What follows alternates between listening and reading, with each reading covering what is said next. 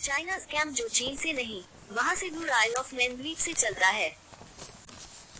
जनवरी 2022 से जनवरी 2023 के बीच चीनी नागरिकों के साथ हुए धोखाधड़ी के मामले में बीबीसी वर्ल्ड सर्विस ने अपनी 1 साल की खोजी रिपोर्ट में पता लगाया है कि कैसे और कहां से निवेश के नाम पर लोगों से लाखों डॉलर की ठगी की गई। अपनी रिपोर्ट में चीन की जमीन से दूर से संचालित होने वाले निवेश के नाम पर चीनी नागरिकों के साथ धोखाधड़ी के इस मामले में बीबीसी वर्ल्ड सर्विस ने अपनी रिपोर्ट में पाया है कि कैसे जालसाज इस पूरे ठगी के प्रकरण को चीन से कई किलोमीटर दूर एक छोटे से द्वीप आइल ऑफ मैन से अंजाम दे रहे थे। आइल ऑफ मैन द्वीप में सरकार तो खुद चीन की है, लेकिन वो निर्भर ब्रिटेन के शाही परिवार पर है।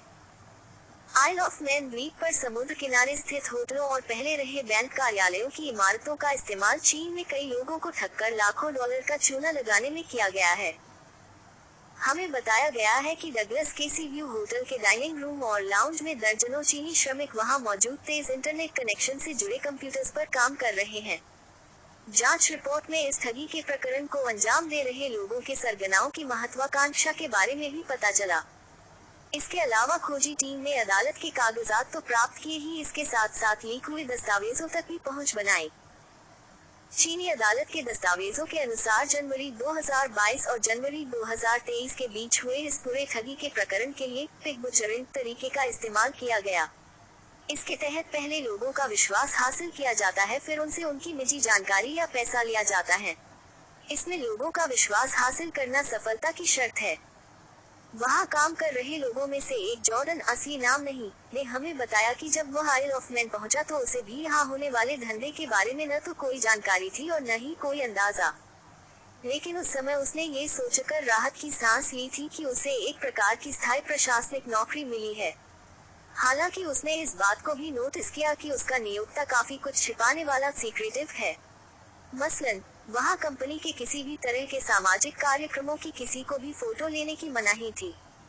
अब वो बताते हैं कि उस समय उन्हें इस बात का एहसास नहीं हुआ कि उनके तब के सहयोगी दरअसल इस घोटाले को अंजाम देने वाले जालसाज थे।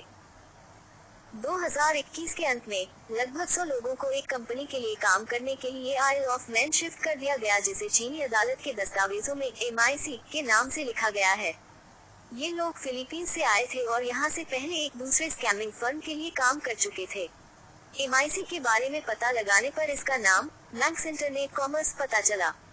आइल ऑफ मैन द्वीप पर MIC भी उन सहयोगी कंपनियों का हिस्सा थी जिसके मालिक एक थे।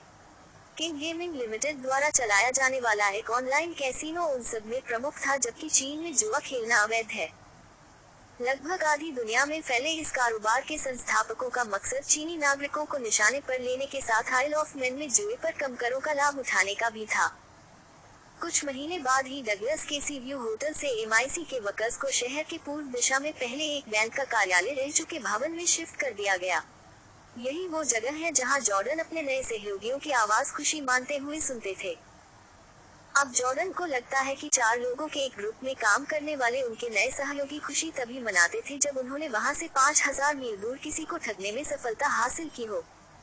डगलस में MIC के लिए काम करने वाले 6 लोगों को चीनी नागरिकों के खिलाफ निवेश घोटाले करने के लिए चीन लौटने पर दोषी ठहराया गया। 2023 के अंत में इस मामले की सुनवाई में अवैध पैसे से जुड़ी सारी डिटेल है। चीनी अदालत के दस्तावेजों के अनुसार इस ठगी के शिकार लोगों को अभियुक्तों और उनके सहयोगियों ने आइल ऑफ मैन और फिलीपींस के ठिकानों से ही फंसाया था।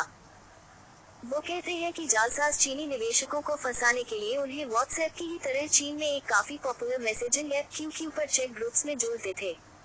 इसमें एक स्कैमर निवेश के लिए शिक्षक की भूमिका में होता था, जबकि बाकी लोग उनके अनुयायी होने का दिखावा करते थे।